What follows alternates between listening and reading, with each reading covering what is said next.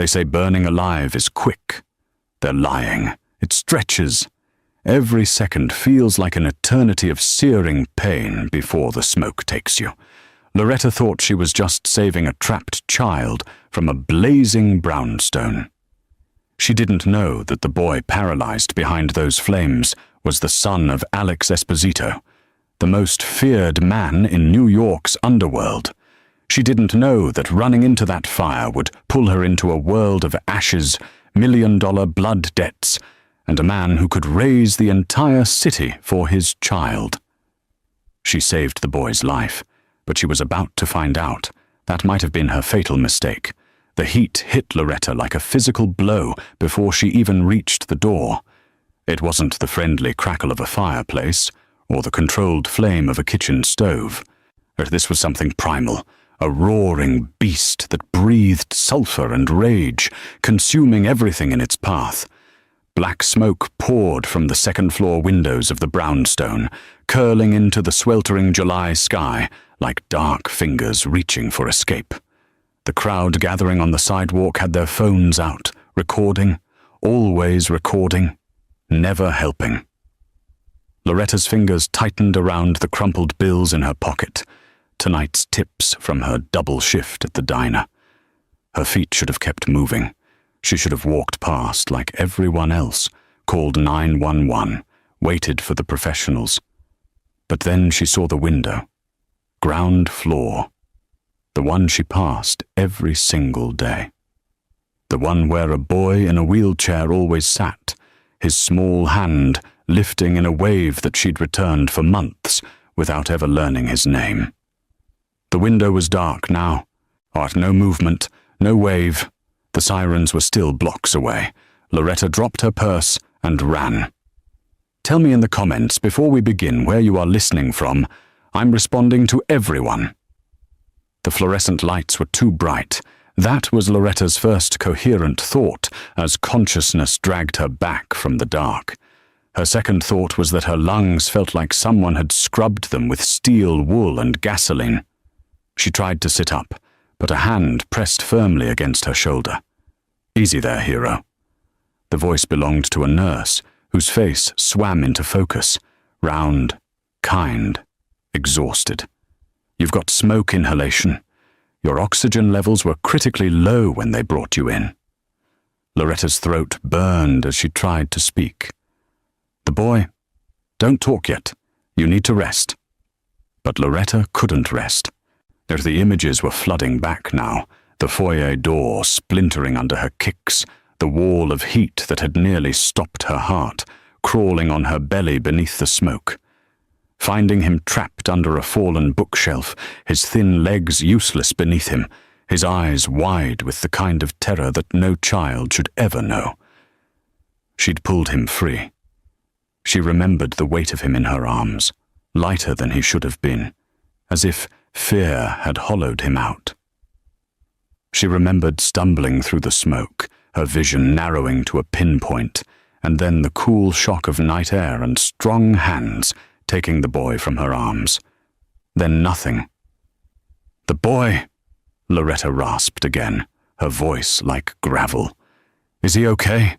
They got him out, right? The nurse's expression shifted, something that might have been confusion or concern. Let me get the doctor. 20 minutes later, Loretta found herself staring at two NYPD officers who looked like they'd rather be anywhere else. The older one, Detective Morris, had the weathered face of someone who'd seen too much and believed too little. His partner, a younger woman named Chen, stood by the door with her arms crossed, her expression unreadable. Miss Marino, Morris said, flipping open a notebook that had seen better days. We need to ask you some questions about tonight. I need to know if the boy is okay first. Morris exchanged a glance with his partner. What boy? The steel wool feeling in Loretta's lungs got worse. The boy from the apartment. Ground floor. He was in a wheelchair, paralyzed. I pulled him out. Miss Marino. Morris's voice had gone carefully neutral. at the tone of someone talking to a confused child or a potential mental patient. The building was empty. It's been condemned for 3 months. Squatters sometimes break in, but there was no one inside tonight. That's not true. Loretta tried to sit up straighter, ignoring the oxygen tube pulling at her nose. I saw him every day. He lived there. He waved at me from his window. There's no record of anyone living in that building, Chen cut in, her voice crisp. No utilities, no lease agreements, no tenant registry, nothing. Then check the hospital records. He would have been brought in. Smoke inhalation, maybe burns. We checked. Morris closed his notebook with a finality that made Loretta's stomach drop. No child matching that description was admitted to any hospital in the tri-state area tonight, but no child was pulled from that fire, except in your statement. The room felt like it was tilting. But I carried him out. The firefighters took him from me. The firefighters say you stumbled out of the building alone and collapsed. Morris's expression had shifted from neutral to something that looked almost pitying. You were severely oxygen deprived, Miss Marino. Smoke inhalation can cause hallucinations, false memories. The mind tries to make sense of trauma. I didn't hallucinate a 30-pound child. Loretta's voice cracked, and she hated herself for it. I felt his weight. I felt his arms around my neck. He was real. Chen stepped forward, her hand resting on the rail of the hospital bed. Miss Marino, we understand you've been through something traumatic, but we need you to understand something too. That building was empty. There was no boy. And if you keep insisting there was, we're going to have to consider that you might be experiencing a psychiatric episode. The implication hung in the air like smoke. If she kept pushing, they'd label her unstable. They'd make this her problem instead of their mystery. Morris pulled out a card and set it on the bedside table. If you remember anything else, anything real, give us a call. For now, get some rest. And Miss Marino? He paused at the door. Maybe think twice before running into burning buildings. Heroics are for people with training and insurance. They left her there, alone with the beeping monitors and the fluorescent lights, and the absolutely certainty that she had not imagined the weight of a child in her arms, or the fear in his dark eyes. Someone was lying, and Loretta had a sinking feeling that finding out why might burn her worse than the fire had. Loretta was back at work 3 days later because her mother's medication didn't pay for itself, and the hospital bill certainly wasn't going to disappear through wishful thinking. The Starlight Diner on Amsterdam Avenue wasn't much. Cracked vinyl booths, a perpetually broken milkshake machine, and a cook named Jimmy who chain-smoked between orders. But it kept the lights on. Loretta had worked the morning shift, gone home to check on her mother, then come back for the dinner rush. Her lungs still ached with every deep breath, a constant reminder that everyone thought she was crazy. She was refilling coffee for a regular when the bell above the door chimed. The man who walked in didn't belong in the Starlight Diner. So that was Loretta's first thought. He wore a suit that probably cost more than her annual rent. Charcoal grey, perfectly tailored, the kind of craftsmanship that whispered old money and new violence. Dark hair swept back from a face that could have been carved from Roman marble, all sharp angles and cold authority. But it was his eyes that made Loretta's hand freeze over the coffee pot. They were the colour of storm clouds, and they were looking directly at her. 2 men followed him in, broad-shouldered and alert in a way that screamed private security. One moved to the door and flipped the sign to "Closed." The other took up position by the kitchen. "Hey!" Jimmy shouted from behind the counter. "We don't close for another—" The man in the suit pulled out a wallet and placed $500 bills on the counter without looking at Jimmy. "You do now?" Jimmy looked at the money, then at Loretta. then grabbed the bills and disappeared into the back. The handful of customers didn't need to be told twice. They scattered like rats from a sinking ship, leaving their half-eaten meals and Loretta alone with her coffee pot and her suddenly thundering heart. The man approached her booth with the kind of measured stride that suggested he'd never hurried for anything in his life. Up close, she could see the faint shadow of a tattoo creeping up from his collar. Something dark and intricate that his expensive suit couldn't quite hide. Loretta Marino. His voice was deep, controlled, and with the faintest trace of an accent that money and education had tried to erase. Sit. It wasn't a request. Loretta's fingers tightened on the coffee pot. I'm working. Not anymore. Sit down, Miss Marino, or I'll have Marco carry you to the booth. Your choice. The man by the door, Marco, apparently, cracked his knuckles. Loretta sat. The man slid into the booth across from her, with the fluid grace of a predator, settling in for a meal. He studied her for a long moment, those storm cloud eyes taking in her faded uniform, the shadows under her eyes, the bandage still visible on her left arm from where falling debris had caught her. My name is Alessandro Esposito, he said finally, though most people call me Alex. And before you pretend you don't know who I am, let me save us both the time. You've heard the name. And you know what it means. Loretta had heard the name. Everyone in New York had heard the name. The Esposito family controlled everything from the docks to the Diamond District. They were the monsters parents whispered about, the reason certain streets went quiet after dark, the shadow government that operated while the real government looked the other way. I don't want any trouble, Loretta said quietly. Too late for that. Alex leaned back, and the gesture was somehow more threatening than if he'd leaned forward. You ran into a burning building 3 nights ago. You saved a boy, a paralyzed boy that the police insist doesn't exist. Loretta's breath caught. That boy is my son. Luca! Alex's expression didn't change, but something flickered in his eyes. Something that might have been pain in a man capable of feeling it. He's 8 years old. He's been in a wheelchair since he was 5, courtesy of a car bomb meant for me. I keep him hidden, Miss Marino. Protected. Anonymous.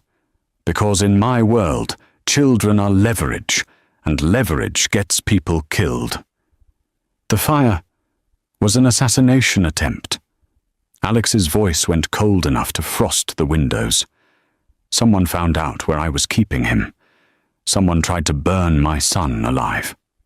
And you, a waitress working double shifts to afford her mother's heart medication, ran into the flames and carried him out. Loretta's mind was reeling. How do you know about my mother? I know everything about you, Miss Marino. I know you're 26 years old. I know you dropped out of nursing school when your mother got sick. I know you take the express bus home because you're afraid of the subway at night. I know you've been eating ramen for a week because you're behind on bills. He paused. I also know that my son spoke to you. He didn't say anything. Exactly. Alex leaned forward now, and Loretta saw something in his face that looked almost human. Luca hasn't spoken since the bombing. Selective mutism, the doctors call it. But in the hospital, while you were unconscious and he was being checked over, he asked the nurse if the pretty lady who smells like cinnamon was okay. Those were the first words he's spoken in 3 years. Loretta couldn't breathe. The weight of what he was saying pressed down on her chest, worse than the smoke had. I need someone to take care of my son, Alex said. Someone he trusts. Someone brave enough to run into fire for a child she's never even met. And someone who can't be bought by my enemies because... He gestured at the diner around them. You're already surviving on nothing. I'm not a babysitter for the mob. No. Alex smiled, and it was the most terrifying expression Loretta had ever seen. "You're going to be much more than that. You're going to live in my home, care for my son, keep him safe. And in return, I'll pay off your mother's medical bills, give you a salary that will make your diner wages look like pocket change, and ensure that no one ever threatens you or your family again. And if I say no?" Alex stood, buttoning his suit jacket with deliberate precision. "Then I walk out that door, and you go back to your coffee pot and your ramen dinners. But understand this, Miss Marino. Someone tried to kill my son once. They'll try again.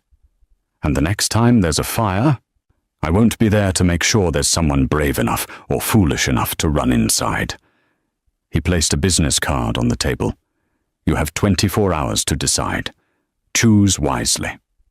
He was gone before Loretta could find her voice, his security detail melting out the door behind him like shadows at dawn. Loretta sat alone in the empty diner, staring at the card.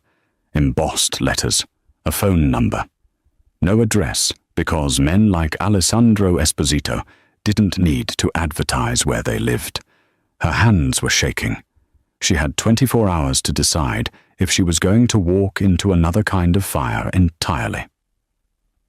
The car that picked up Loretta wasn't what she expected. She'd imagined something ostentatious, a stretch limousine with tinted windows and chrome accents. Instead, a sleek black sedan pulled up to her mother's apartment building at exactly 8 in the morning, so understated it could have belonged to any corporate executive. Except corporate executives didn't usually employ drivers who checked their shoulder holsters before opening the passenger door. Her mother had cried when Loretta explained where she was going. Not the full truth, never the full truth, but enough. A private care position for a wealthy family. Live-in. Excellent pay. Her mother's medications were already paid for, transferred into her account by someone with enough power to make hospital billing departments move at supernatural speed. "Be careful, baby," her mother had whispered, clutching Loretta's hands with fingers made fragile by illness. Rich people don't give away money for nothing. Loretta knew that, or she just didn't know yet what the real price would be. The drive took 40 minutes, leaving Manhattan behind for the manicured wealth of Westchester County. They turned off the main road onto a private drive, flanked by iron gates that rolled open silently. Operated by guards Loretta couldn't see but knew were watching.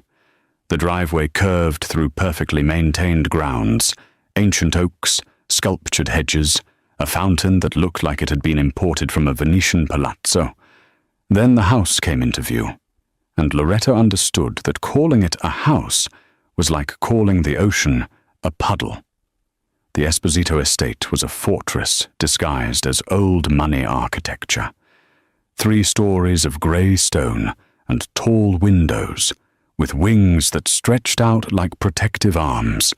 Security cameras tracked their approach from discreet mountings, or more guards, these ones visible, patrolled the perimeter with the disciplined spacing of military personnel. The message was clear. Nothing got in or out of here without Alessandro Esposito's permission.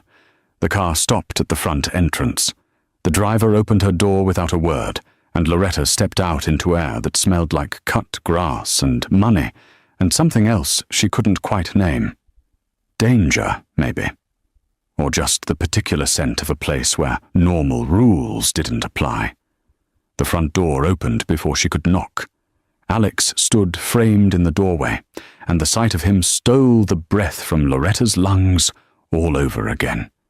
He wore another immaculate suit, navy this time, with a white shirt open at the collar. But it was what she could see at that open collar that caught her attention. The tattoo she'd glimpsed in the diner continued up his neck, dark lines that suggested something larger, more intricate, hidden beneath the civilized veneer of expensive fabric. A saint, maybe, or a demon. She couldn't tell which. "Miss Marino." He stepped aside. "Welcome." The interior of the house matched the exterior's promise of cold perfection. The foyer was all marble floors and soaring ceilings, a crystal chandelier that probably cost more than her mother's apartment building. Everything was pristine, coordinated, absolutely sterile. It looked like a museum after hours, beautiful and untouched and completely devoid of warmth. A woman appeared from a side hallway, older, severe, with silver hair pulled back so tightly it looked painful. "This is Mrs. Chen," Alex said. "She manages the household staff. She'll show you to your quarters. First, you should meet Luca." Alex's tone shifted slightly, and Loretta caught something in his expression that might have been vulnerability in a man capable of showing it. "He's been asking about you." They walked through hallways lined with art that Loretta suspected was original, a Modigliani here, what might have been a Caravaggio there. More security cameras tracked their progress. They passed closed doors behind which Loretta heard voices, the tap of computer keyboards, the kind of white noise that suggested this house was more than a home. It was a headquarters. Alex stopped at a door on the second floor and knocked, actually knocked, which surprised her. "Luca, your new friend is here." The room beyond was different from the rest of the house. Where everything else was cold and coordinated, this space exploded with color. Drawings covered the walls, crayon and marker and paint, chaotic and vivid. Toys scattered across the floor. A large window overlooked the gardens, letting in actual sunlight. And in the center of it all, in a wheelchair positioned by a low table covered in art supplies, sat the boy. Luca looked up, and his face transformed. He was small for 8, with Alex's dark hair and eyes that held too much knowledge for a child. The wheelchair was top-of-the-line medical equipment, all chrome and careful engineering. But his smile was pure and uncomplicated, and aimed directly at Loretta like a beam of light. "You came," he said, his voice barely above a whisper, as if speaking was something he had to consciously remember how to do. "Oh, I thought maybe I dreamed you." Loretta crossed the room and knelt beside his wheelchair, ignoring the way her still healing lungs protested.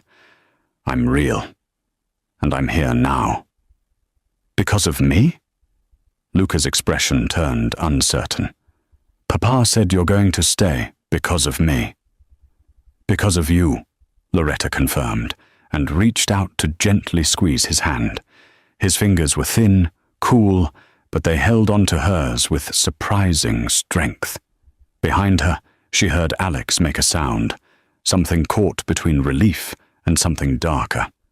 When she glanced back, she saw him standing in the doorway, one hand braced against the frame.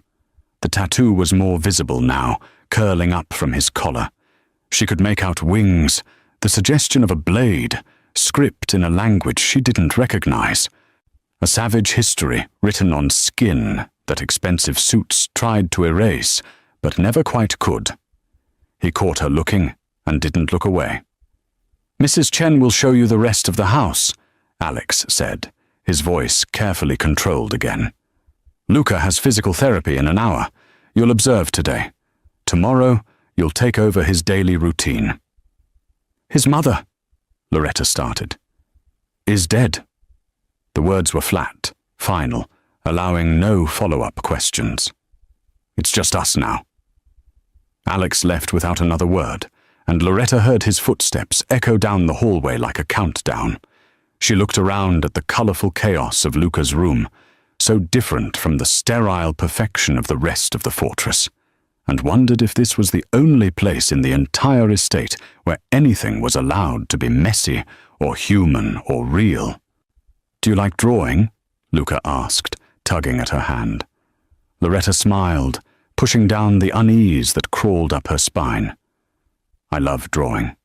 "Good." Luca pulled her toward the art table. "Because Papa can't draw at all. His people are always shaped like potatoes. And despite everything, The guards, the cameras, the fortress walls, the dangerous man with salvation and damnation written on his skin. Loretta laughed. Maybe, she thought, she could survive this after all. The physical therapist arrived at precisely 10 o'clock, wheeling an equipment that looked more like medieval torture devices than medical tools.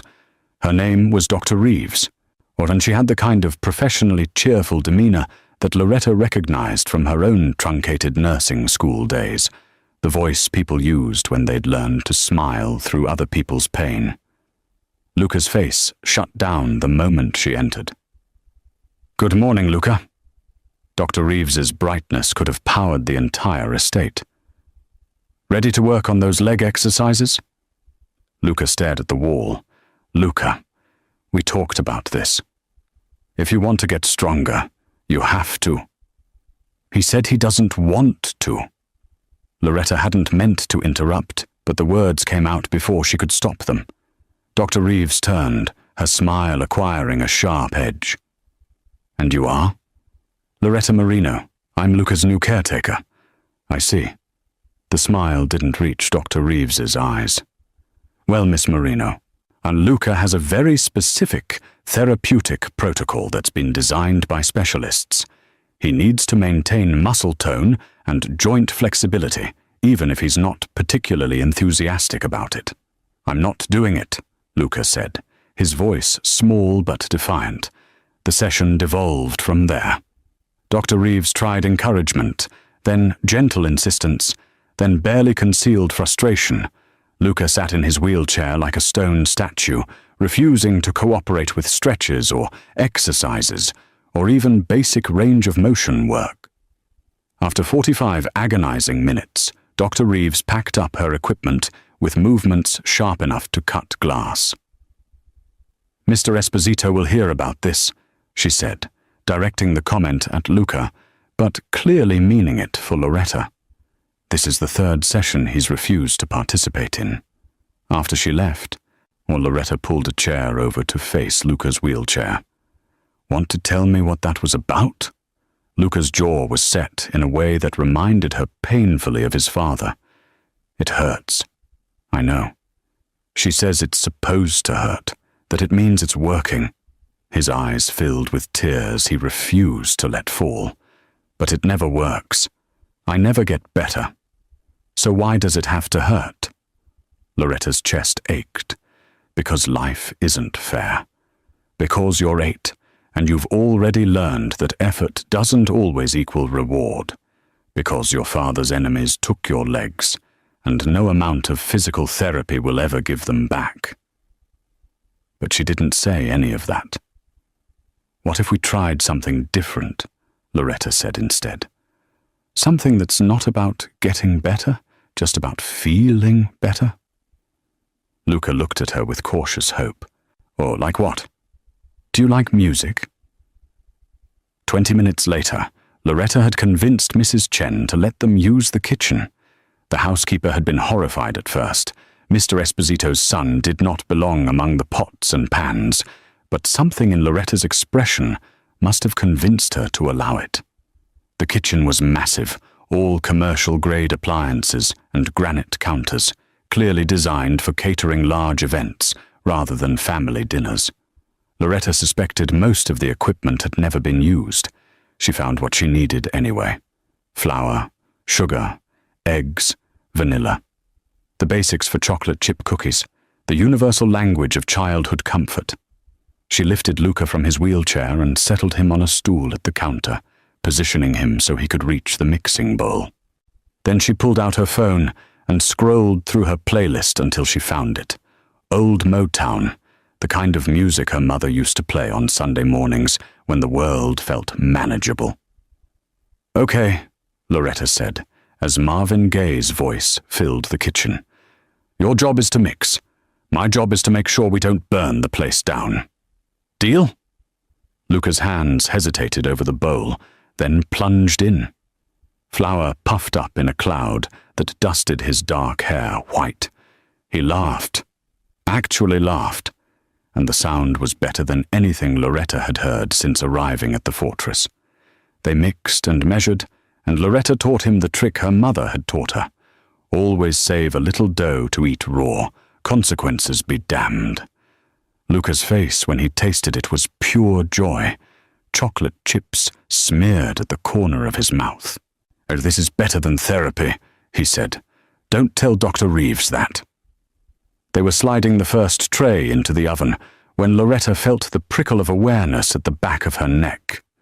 She turned and found Alex standing in the doorway. So still, he might have been carved from the same stone as his house. How long had he been watching? He'd shed his suit jacket, and his shirt sleeves were rolled up to his elbows, revealing more of the tattoos that covered his forearms. Loretta could see them clearly now, saints and sinners intertwined, Latin script winding between images of damnation and salvation. One forearm bore what looked like the Madonna, the other a skull crowned in thorns. A man caught between heaven and hell, wearing his war on his skin. "Papa!" Luca's face lit up. "'Cause we're making cookies." "I can see that." Alex's voice was carefully neutral, but his eyes were locked on Loretta with an intensity that made her skin feel too warm. "Mrs. Chen informed me you'd commandeered her kitchen." "I'm sorry, I should have asked." "Don't apologize." Alex moved into the kitchen with that predator's grace, coming to stand beside his son. He reached out and gently brushed the flour from Luca's hair, and the gesture was so tender it made Loretta's throat tight. Dr. Reeves called. She said Luca refused therapy again. The warmth drained from the room. "It's my fault," Loretta said quickly. "I should have encouraged him to—" "She also said," Alex continued, his gaze shifting from Luca to her, "that in the 5 minutes after you spoke to him, he was more responsive than he'd been in the last 3 sessions combined." He paused. "She recommended I fire her and hire you instead." Loretta blinked. "What?" "I told her that wasn't possible, since you're not a licensed physical therapist." Alex's expression remained unreadable. "But I also told her that her services were no longer required. You'll coordinate Luca's care going forward. Do what works. Clearly you have better instincts than the specialists I've been paying." "I don't have any medical training." "You have something better." Alex looked at his son, and something in his face cracked, just for a moment, just enough for Loretta to glimpse the man beneath the monster. "You have what he needs." The timer went off, shrill in the sudden silence. Loretta pulled the cookies from the oven, golden and perfect, and filling the sterile kitchen with the smell of home. She plated 3 of them, sliding one toward Luca, one toward Alex, and keeping one for herself. "You have to try them while they're hot," she said. "That's the rule." Luca bit into his immediately, making happy sounds that brought the ghost of a smile to Alex's face. The mob boss picked up his cookie like it might explode, studying it with the same intensity he'd probably applied to $1 million deals and execution orders. Then he took a bite. Loretta watched something shift in his expression. Surprise, maybe, or the distant memory of something like normalcy. He finished the entire cookie in silence, and when he looked at her again, the ice in his eyes had thawed just enough to let her see the storm beneath. "You're good for him," Alex said quietly, but meant only for her, while Luca reached for a second cookie. "Don't make me regret bringing you here." It wasn't a threat. Not exactly. But it wasn't not a threat either. "I won't," Loretta said, and hoped it was a promise she could keep.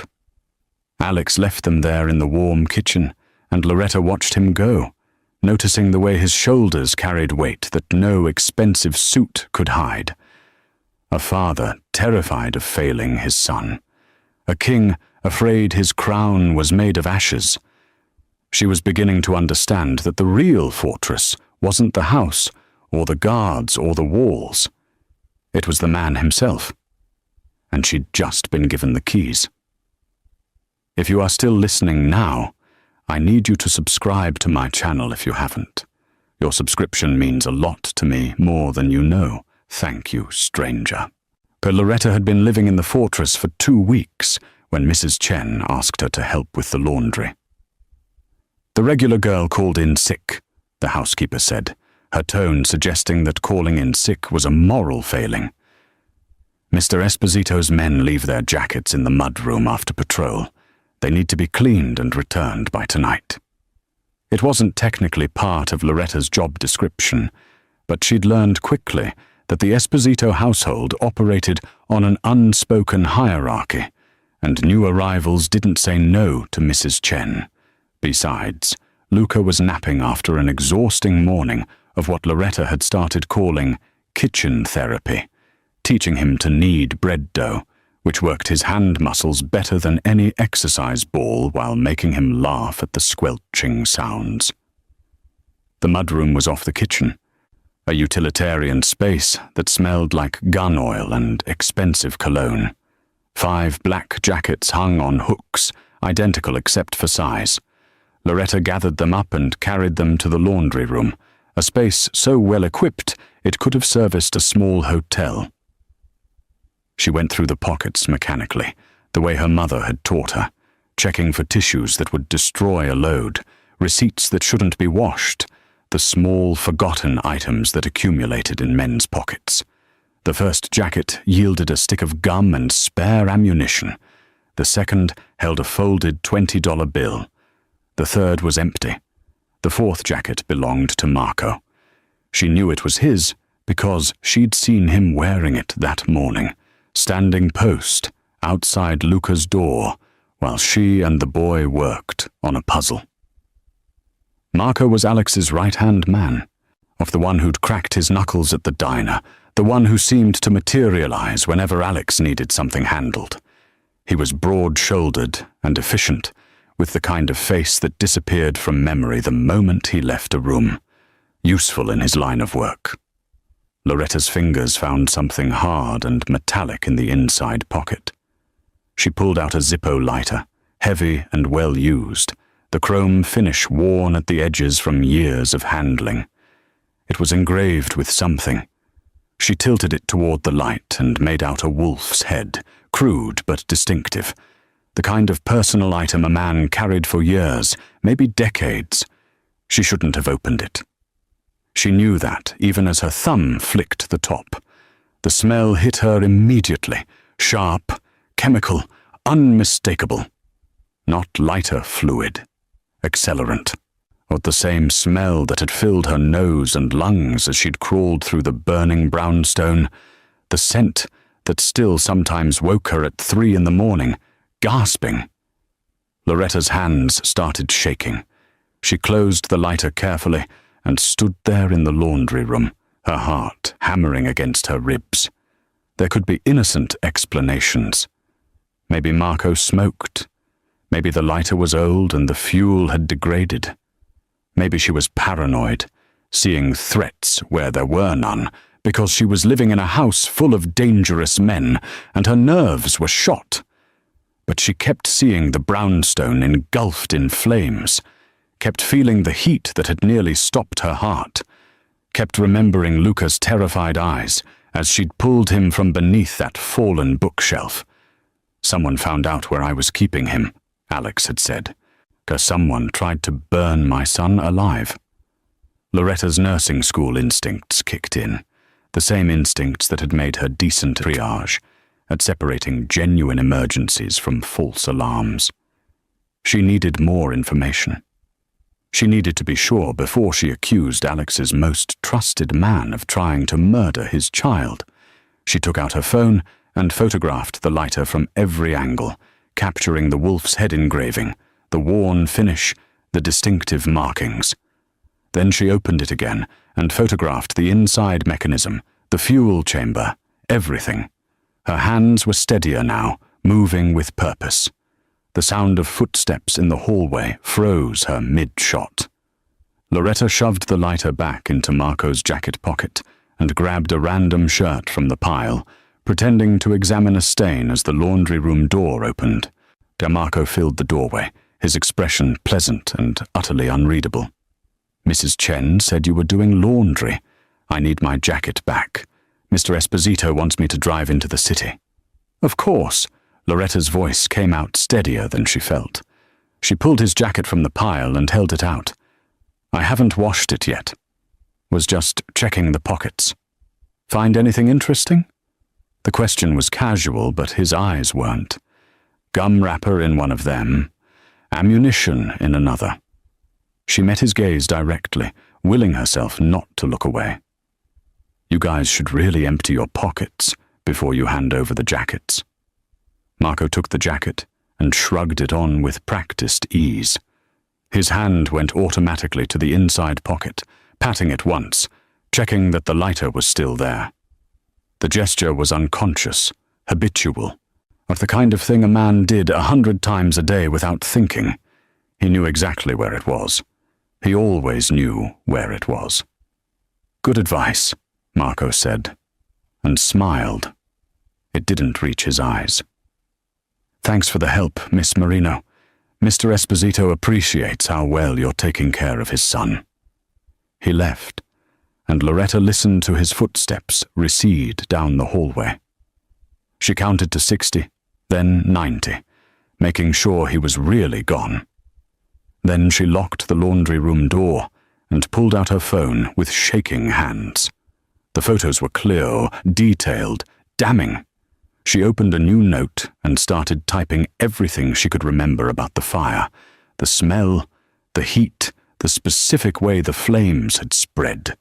The brownstone had burned fast, too fast for a normal electrical fire or even a careless cigarette. She'd thought it at the time, but hadn't had the vocabulary to explain it. Now she did. Accelerant, professional arson, an inside job. Marco had access to Luca's location. Marco had been with Alex for years, trusted completely. Marco could move through the house without anyone questioning his presence. Marco had tried to kill an 8-year-old boy, and now Loretta was living in the same house as him, caring for the child he'd already tried to murder once. She thought about going to Alex immediately, showing him the photos, demanding Marco be arrested or disappeared or whatever it was mob bosses did with traitors. But something stopped her. She'd been here 2 weeks. Marco had been here for years. Who would Alex believe? His most trusted lieutenant or the waitress he'd hired because his son liked the way she smelled like cinnamon? Oh, she needed more than a lighter and a suspicion. She needed proof. That would be undeniable. Loretta finished the laundry on autopilot, her mind racing through possibilities and plans. She returned the jackets to the mudroom, Marco's hanging exactly where she'd found it, the lighter still in the pocket like a ticking bomb. That night, she lay awake in her comfortable bedroom in the fortress, listening to the sounds of guards changing shifts outside her window. Somewhere down the hall, Luca slept peacefully, probably dreaming of cookies and finger paints and all the normal childhood things he'd been denied. And somewhere else in this massive house, Marco slept too. The enemy wasn't at the gates. He was already inside. Loretta stared at the ceiling until dawn, the smell of accelerant still burning in her memory, and wondered how long she had before the monster struck again. Loretta waited until Luca was asleep before she went looking for Alex. She found him in his office on the 3rd floor, a room she'd only glimpsed in passing. Dark wood paneling, floor-to-ceiling bookshelves, and windows that overlooked the estate like a watchtower. The door was ajar, and through it she could see him sitting behind a massive desk, shirt sleeves rolled up, those tattooed forearms braced on either side of an open laptop. He looked exhausted in a way that expensive suits usually hid. Loretta knocked, and his head snapped up with the alertness of a man who'd survived by never being caught off guard. "Miss Marino." His expression shifted from dangerous to merely guarded. "Is Luca all right?" "He's fine." "Sleeping?" She stepped into the office before she could lose her nerve. "I need to talk to you about something." Alex gestured to one of the leather chairs facing his desk, but Loretta remained standing. Sitting felt like surrender, and she needed whatever advantage height could give her, minimal as it was. "I found something," she said, pulling out her phone. "In Marco's jacket, when I was doing laundry." Something flickered across Alex's face. Annoyance, maybe, that she was bothering him with household minutiae. And Loretta pulled up the photos and held out her phone. A lighter, with accelerant residue, the same smell from the fire. Alex took the phone, his expression unreadable as he scrolled through the images. The silence stretched long enough that Loretta could hear her own heartbeat, or could hear the ancient clock on the mantel, ticking away seconds that felt like hours. Then he handed the phone back. "Marco smokes," Alex said, his tone dismissive. "He's been trying to quit for years. Carries that lighter everywhere. It was his father's. It smells like accelerant, not lighter fluid. I know the difference. You know the difference." Alex's voice went cold. "You, who ran into one burning building and now sees arsonists in every shadow. You've been here 2 weeks, Miss Marino. Marco has been with me for 15 years. He was at my wedding. He held Luca the day he was born. He took a bullet meant for me in 2019. The words hit like physical blows, but Loretta stood her ground. "That doesn't mean... It means you don't know what you're talking about." Alex stood, and the movement was controlled fury. He came around the desk, and suddenly the office felt much smaller. "You think you can walk into my house, into my life, and start pointing fingers at the people who've bled for me? At the man who's protected my son since before you knew he existed? I'm trying to protect your son now." Loretta's voice rose despite her best efforts to stay calm. "Someone tried to kill him. You said that yourself. And I'm telling you, I found evidence. You found a lighter." Alex was close now, close enough that she could see the gold flecks in his storm cloud eyes, could smell his cologne, something dark and expensive that probably cost more than her monthly salary. "Do you have any idea how many people carry lighters? How many legitimate reasons there could be for trace chemicals? Then test it, or have it analyzed. I'm not going to waste resources investigating my most trusted man because the help got spooked doing laundry." The words were calculated cruelty, designed to put her in her place. They worked. Loretta felt the sting of them, the reminder that no matter how much Luca liked her, no matter how many cookies they baked together, she was still just the waitress Alex had bought to keep his son happy. "Fine." She turned to leave, her hands clenched into fists at her sides. "When something happens, and it will happen, remember that I tried to warn you." "Is that a threat, Miss Marino?" She spun back to face him. "It's a promise. You're so busy trusting the wrong people that you can't see what's right in front of you. Marco had access. Marco knew where Luca was. Marco would die for my son." Alex's voice was deadly quiet now, the kind of quiet that preceded violence. "Can you say the same?" "I already almost did." The words exploded out of her, raw and furious. "I ran into fire for a child I'd never met. I breathed smoke and burned my skin and collapsed because I couldn't let him die. So yes, I can say the same. What I can't say is whether you'll believe me before it's too late." The air between them crackled with something that wasn't entirely anger. "You don't understand the world I live in," Alex said, but his voice had lost some of its edge. "Everyone wants something. Everyone has an angle. People don't just run into burning buildings out of the goodness of their hearts." "I did." "Why?" He moved closer, and now there were only inches between them. "Why would you risk your life for a stranger's child? What were you hoping to gain?" Loretta's laugh was bitter. Hoping to gain. I was hoping not to have to live with watching a kid die because I was too scared to act. I was hoping not to become one of those people filming instead of helping. I was hoping... Her voice cracked. I was hoping to do one good thing in a world that feels like it's burning down around us every single day. Alex stared at her, and something in his expression shifted. The armor cracked, just slightly, just enough for her to see the exhaustion beneath it.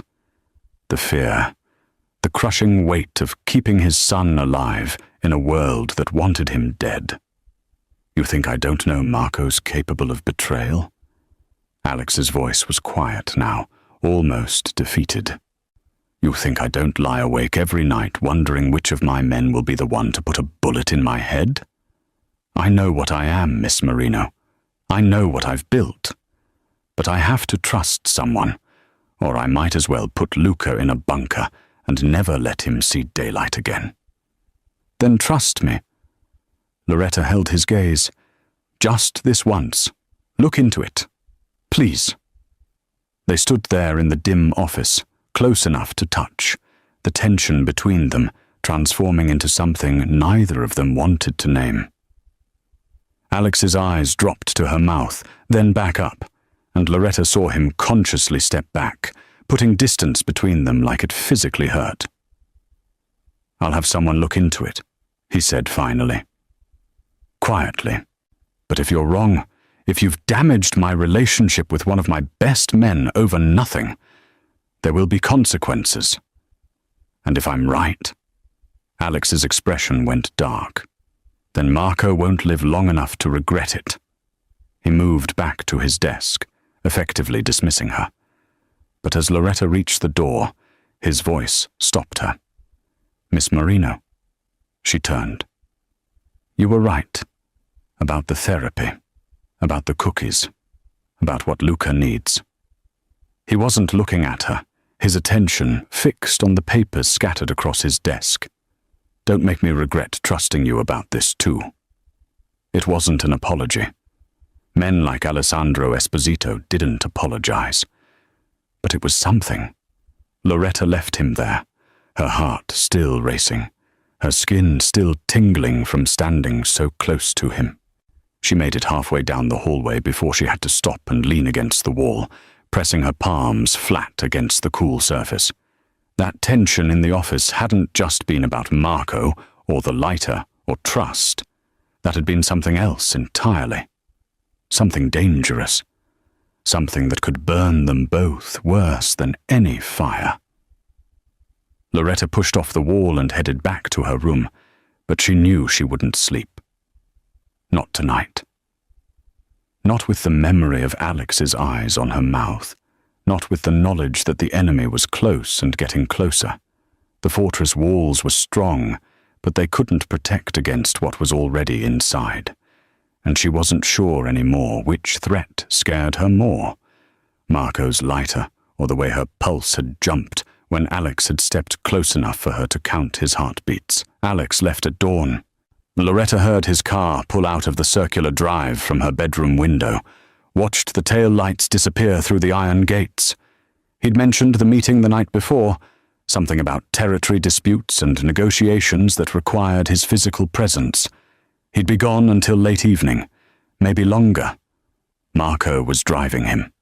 That detail had made Loretta's stomach clench, but Alex had dismissed her concerns with a look that said the conversation was over. Whatever quiet investigation he'd promised hadn't yielded results, or maybe he'd never actually started one.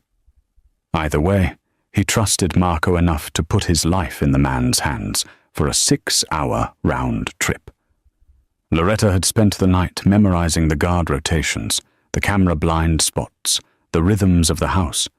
If Marco was going to make a move, it would be today, while Alex was gone and the fortress's king was away from his castle. She kept Luca close all morning. They made breakfast together, French toast with strawberries, Luca's favorite. They worked on a painting project in his room, his small hands covered in blue and gold tempera. She taught him a card game her mother had taught her, and his laugh echoed through the colorful chaos of his space like music. It was almost noon when the lights went out. Not gradually. Not like a blown fuse or a tripped breaker. Every light in the house died simultaneously, plunging them into the grey dimness of a cloudy day filtered through windows.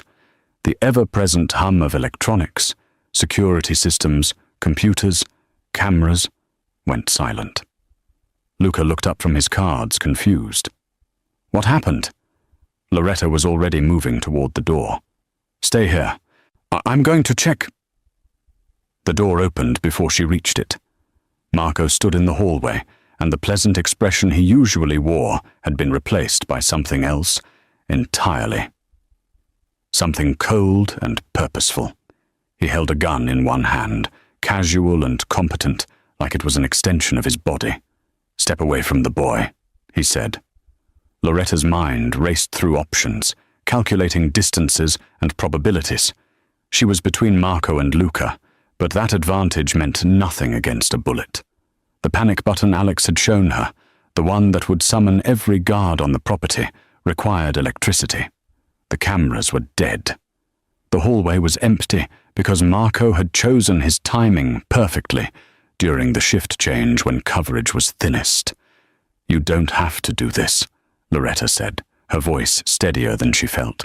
But whatever they're paying you, you don't know anything about what I have to do. Marco moved into the room, and Loretta noticed he was wearing gloves. No fingerprints, no evidence. You should have minded your own business, should have just kept making cookies and playing house, but you had to go digging. Behind her, she heard Luca's wheelchair move, heard his small voice say, "Loretta? It's okay, sweetheart."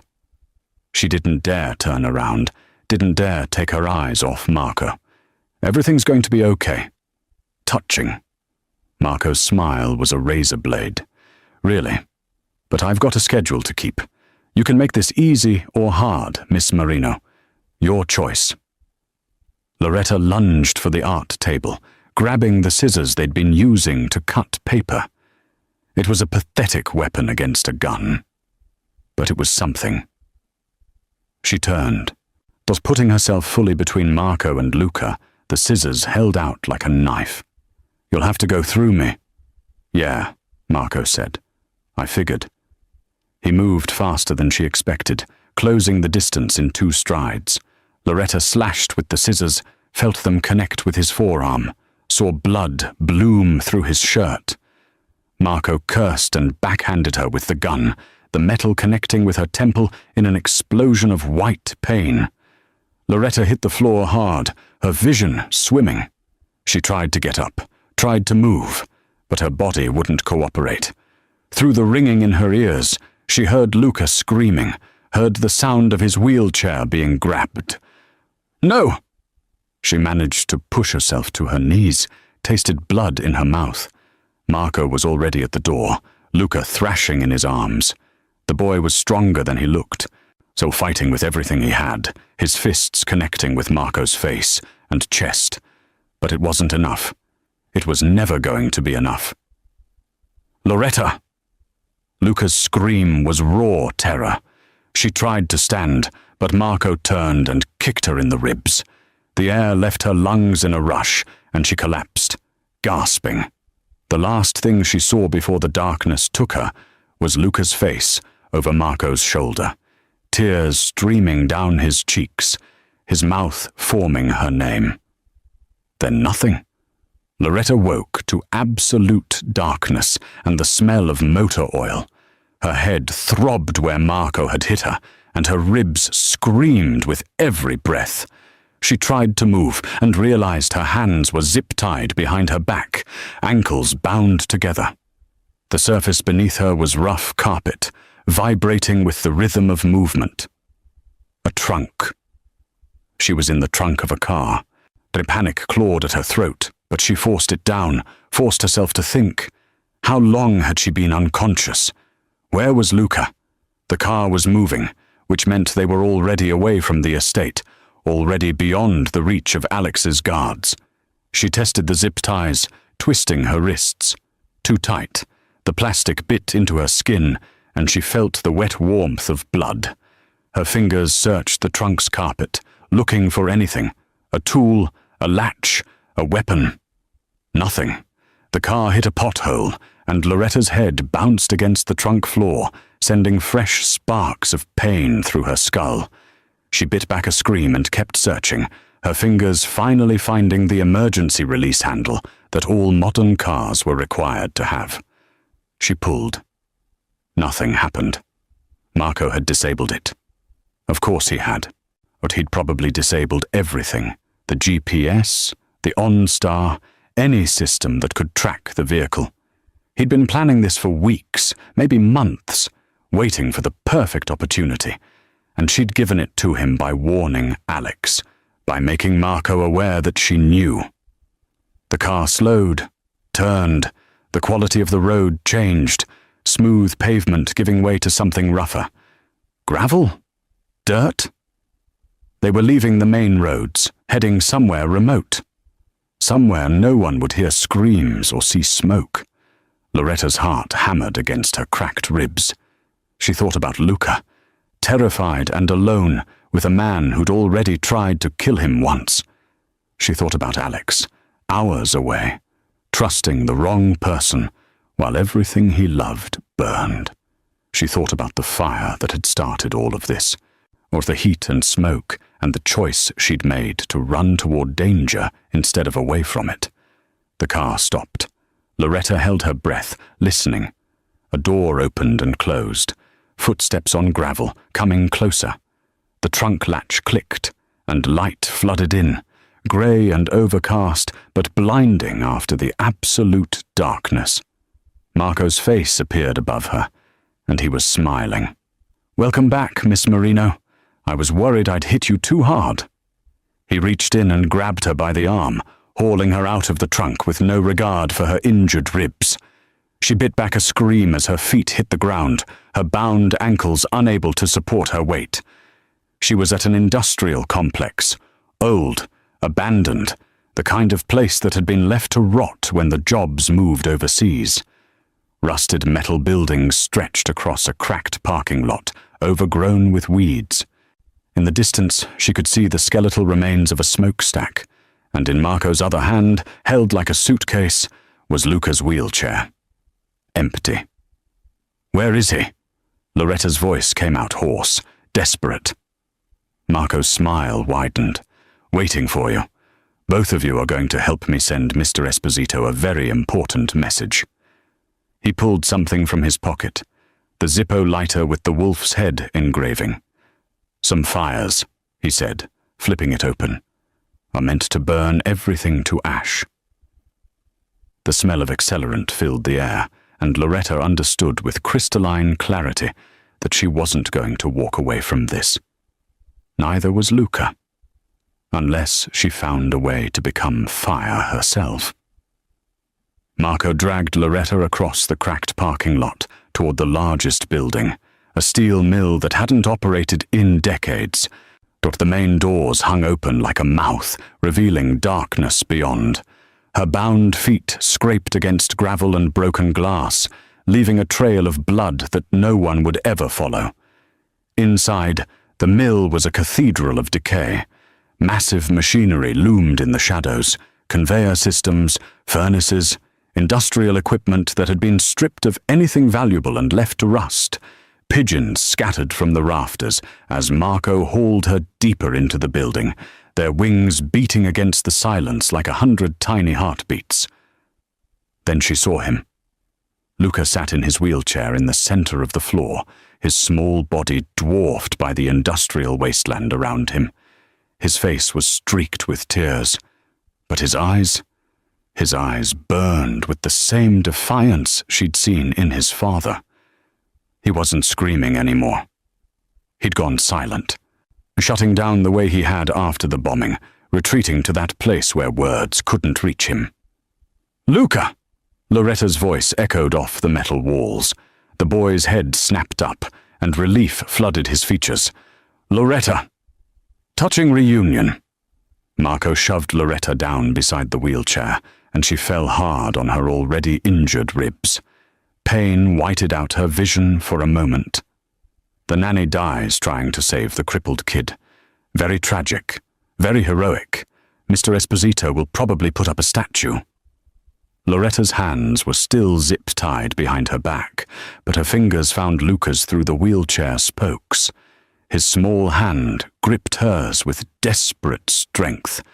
"You won't get away with this," she said, fighting to keep her voice steady. "Alex will know it was you." "Will he?" Marco pulled out a canister, industrial accelerant, the professional grade used in controlled demolitions. He began splashing it in a wide circle around them, the chemical smell overwhelming in the enclosed space. Or will he think it was the Calabrese family, finally making their move? I've been very careful to leave their fingerprints all over this. The car I borrowed, the accelerant I purchased, even the location. This mill used to be their territory. He was creating a frame, a perfect, plausible story that would send Alex to war with the wrong enemy while Marco disappeared with whatever payment had bought his betrayal. "Why?" Luca's voice was small, broken. "I thought you were my friend." Something flickered across Marco's face. Regret, maybe, or the ghost of the man he'd been before money had mattered more than loyalty. "Nothing personal, kid. But your father made a lot of enemies. Now someone was going to collect eventually. I just made sure I got paid to look the other way." He pulled out the Zippo lighter, the wolf's head catching the dim light filtering through the broken windows. Loretta's mind raced through possibilities, through the slim chances of survival. The zip ties were plastic, tight enough to cut off circulation. The accelerant made a complete circle around them. Once Marco lit it, they'd have seconds before the fire became an inferno. But Marco was talking. Villains always talked, buying time while they savored their victory. And while he talked, Loretta was working her wrists against the plastic, feeling for any weakness, any give. "The Calabrese family offered me $2 million, Marco said, circling them like a shark. $2 million to make sure the Esposito heir didn't make it to adulthood. They wanted it to look natural at first, an accident, a tragedy. But you survived that fire, kid. And when the pretty waitress started asking questions, I knew I had to accelerate the timeline." Loretta felt the zip tie shift. Her wrists were slick with blood, and the plastic was beginning to give. Just a little more. "Alex trusted you," she said, keeping Marco's attention on her while she worked. "He would have died for you. And that's why it was so easy." Marco smiled. "Trust is a weakness in our world, Miss Marino. Mr. Esposito forgot that. I'm just here to remind him." He flicked open the Zippo. Loretta felt the zip tie snap. Everything happened at once. Marco touched the lighter to the accelerant. Flames erupted in a circle, racing around them with hungry speed. Loretta's hands came free, and she grabbed Luca, hauling him out of the wheelchair just as the fire reached it. The chair ignited like a torch, plastic and fabric and foam burning with toxic black smoke. "Run!" Loretta screamed, but Luca's legs were useless. She lifted him, her ribs screaming in protest, and stumbled away from the flames. But Marco had planned well. The fire circle was complete, trapping them in a shrinking space as the flames spread to the oil-soaked machinery, climbing the walls, racing toward the rafters. The heat was immediate and overwhelming, stealing the oxygen from the air. Loretta remembered this feeling, this suffocating pressure, from the brownstone. But this time there was no door to crash through, no firefighters coming to save them. This time they were going to burn. Then Loretta saw it, a red box on the far wall, barely visible through the smoke. A fire suppression system, probably ancient and possibly defunct, but maybe still functional. "Hold on to me," she told Luca, and felt his arms lock around her neck. She ran toward the wall, through smoke and heat that seared her lungs. The flames were spreading faster now, feeding on decades of accumulated oil and debris. She couldn't see Marco anymore, couldn't hear anything over the roar of the fire. Her hand found the box. She ripped it open and pulled the lever. For a terrible second, nothing happened. Then the sprinklers erupted. Water cascaded from the ceiling in a torrential downpour, hitting the flames with explosive force. Steam filled the air, scalding and dense, but the fire began to retreat, hissing its rage. Loretta collapsed against the wall, Luca still clutched in her arms, both of them soaked and shaking. Through the steam, she saw Marco, his face twisted with fury. He had a gun, of course he had a gun, raising it towards them. Loretta turned, tried to shield Luca with her body. The shot never came. Instead, another sound cut through the chaos, the distinctive crack of a high-powered rifle. Marco's body jerked, his eyes going wide with shock. He looked down at the bloom of red spreading across his chest, then crumpled to the wet floor. Through the steam and smoke, Alex Esposito emerged like an avenging angel. He held the rifle with professional competence, his expensive suit ruined by water and ash. Behind him, a team of men fanned out, securing the building with military precision. But Alex only had eyes for his son. "Luca!" He crossed the space in seconds, dropping to his knees beside them. His hands ran over Luca, checking for injuries with a desperation that shattered his carefully maintained control. "Are you hurt? Did he—" "I'm okay, Papa." Luca's voice was small but strong. "Loretta saved me. Again." Alex's eyes finally met Loretta's, and what she saw there stole her breath more completely than any smoke. Relief and rage and something else, something that burned hotter than the dying flames around them. "You were right," he said, and his voice cracked on the words. "About Marco, about everything. I should have listened. I should have—" "You're here now," Loretta interrupted, because anything else he said would break them both. "That's what matters." Alex reached out and pulled her close. Luca caught between them, the three of them kneeling in the water and ash of the ruined mill. His forehead pressed against hers, and she felt him shaking, this man who'd built an empire on violence and fear, trembling like a child. "I thought I'd lost him," Alex whispered. "I thought I'd lost you both." The admission hung in the steaming air, more dangerous than any fire, more devastating than any betrayal, because in that moment, Loretta understood what she'd been trying not to see for weeks. She hadn't just saved his son. She'd claimed his heart, and in this world of ashes and violence, that might be the most dangerous thing of all. 6 months later, the fortress didn't feel like a fortress anymore. Loretta noticed it in small ways first, the way sunlight seemed to reach corners that had been dark before, the way laughter echoed through hallways that had only known silence. Mrs. Chen hummed while she worked now, and the guards smiled when Luca wheeled past them, his chair decorated with stickers he'd applied himself in a riot of color and chaos. The house had learned to breathe. Luca was the most visible change. He'd started physical therapy again, but with a new therapist who understood that progress didn't always look like medical textbooks said it should.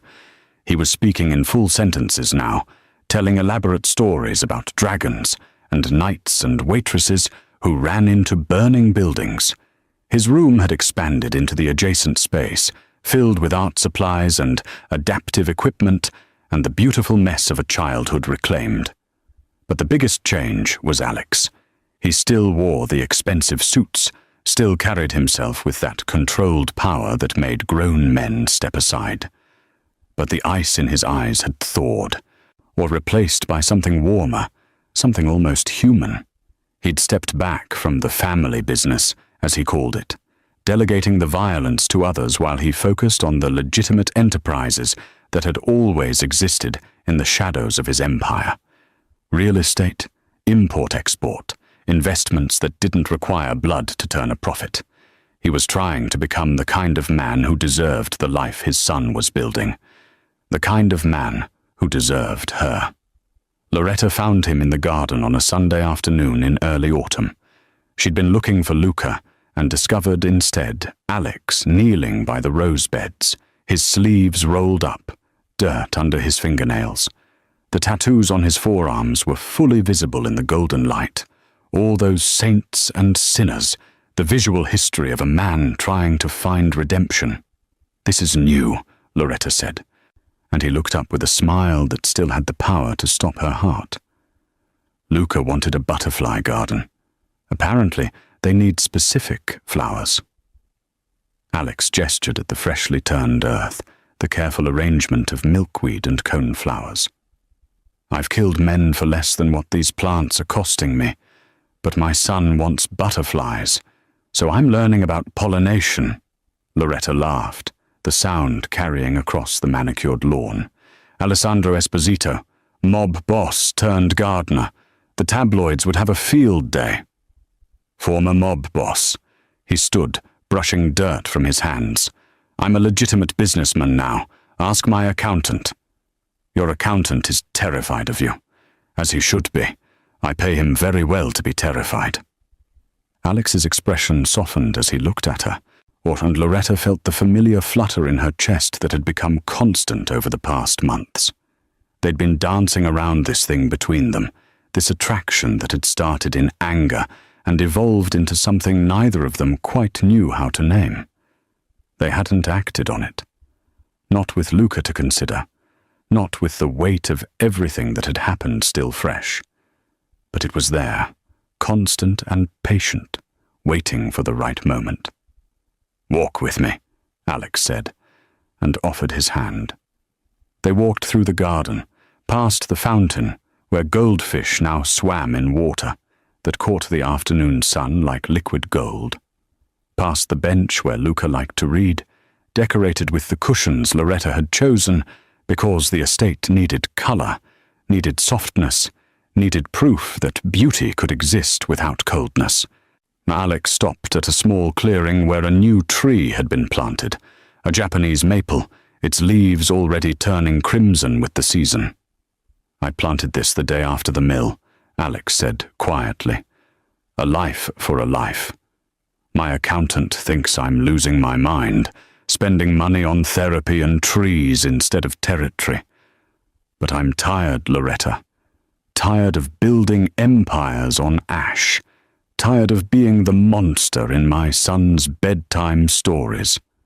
Turned to face her, and the vulnerability in his expression was more devastating than any weapon. "You walked through fire for us. Twice. You didn't ask what we could give you, or what you would gain. You just ran toward the flames because that's who you are." His hand reached up to cup her face, thumb brushing her cheekbone. "I want to be the kind of man who deserves that. The kind of man who would walk through anything for you." Loretta's breath caught. "Alex, I'm not good at this," he continued, and she heard the frustration in his voice, the struggle of a man more comfortable with violence than vulnerability. "I don't know how to be soft or safe or any of the things you probably deserve. But I know that when I thought Marco had killed you, something in me broke that I didn't know could break. And I know that Luca lights up when you walk into a room in a way he never did before you came into our lives." He reached into his pocket and pulled out a small velvet box. When he opened it, Loretta's eyes burned with sudden tears. The ring was stunning, a ruby surrounded by diamonds, the stone the deep red of fire and passion and blood. It caught the light like a living thing, that like all the flames they'd survived distilled into something beautiful. "I'm not asking you to marry a mob boss," Alex said, dropping to one knee in the dirt of his butterfly garden. This man who'd ruled an empire, now kneeling before a waitress who dared to save his son. I'm asking you to marry a father who's trying to do better, a man who's learning about butterflies and therapy, and how to be someone his family doesn't have to fear. Marry me, Loretta. Walk through life with me, and I promise I'll spend every day trying to be worthy of the woman who ran into fire for us." Tears spilled down Loretta's cheeks as she dropped to her knees in front of him, taking his scarred, tattooed hands in hers. Yes. Yes, of course, yes. The kiss was soft at first, tentative. They're two people learning the shape of something new and precious and hard-won. Then it deepened, became something fierce and claiming, a promise sealed in the garden where butterflies would soon dance, and a man was learning to grow things instead of burn them. "I love you," Alex whispered against her lips. "I didn't think I was capable of it anymore, but you made me remember." "I love you too," Loretta said, and felt the truth of it settle into her bones. "My beautiful, broken king." Luca found them there 20 minutes later, still kneeling in the dirt, the ruby on Loretta's finger catching fire in the fading light. "Does this mean Loretta's staying forever?" he asked, and the hope in his voice was almost painful in its innocence. "Forever," Alex confirmed, and Loretta saw tears in his eyes, this man who'd built his reputation on never showing weakness, crying in front of his son because happiness was more terrifying than any threat. Luca wheeled closer and threw his arms around both of them, and they stayed like that as the sun set over the estate, three people who'd found each other in fire and chosen to build something better in the ashes. Because sometimes, Loretta thought, salvation doesn't look like perfection. Sometimes it looks like a mob boss learning to garden, a traumatized boy learning to speak, and a waitress learning that running toward danger can lead to the safest place of all home. The world would still be complicated. Alex's past would still cast long shadows. There would be challenges ahead, negotiations between legitimate business and the life he was leaving behind. But they would face it together, this family forged in flames. And maybe that was the truest lesson, that courage wasn't the absence of fear, but the choice to love despite it. That heroism wasn't about being fearless, but about being afraid and running toward the fire anyway. That redemption was possible, even for men with blood on their hands and saints and sinners tattooed on their skin. Sometimes the bravest thing you could do was stay, was fight, was believe that even in a world burning down around you, you could build something worth saving. Loretta had run into fire to save a stranger's child. She'd walked out with a family. And that, she thought as Alex's arms tightened around her, was a story worth telling. If this story of courage, redemption, and unexpected love moved you, don't forget to like this video, subscribe to the channel for more powerful stories, and comment below telling us what moment touched your heart the most. Was it Loretta's first rescue, the confrontation in Alex's office, or the proposal in the butterfly garden?